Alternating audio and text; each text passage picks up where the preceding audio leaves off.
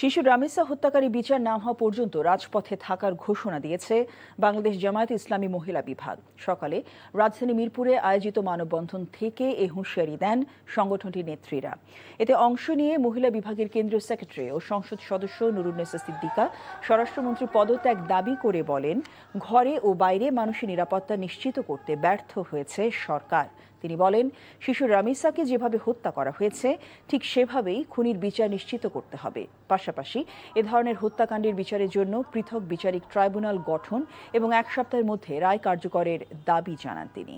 মানববন্ধন শেষে রামিসা হত্যার বিচারের দাবিতে বিক্ষোভ মিছিল বের করে সংগঠনটি। এই রামিসাকে যেইভাবে হত্যা করা হয়েছে নিষ্ঠুর কায়দায়, তার মাথা কেটে বিচ্ছিন্ন করা হয়েছে।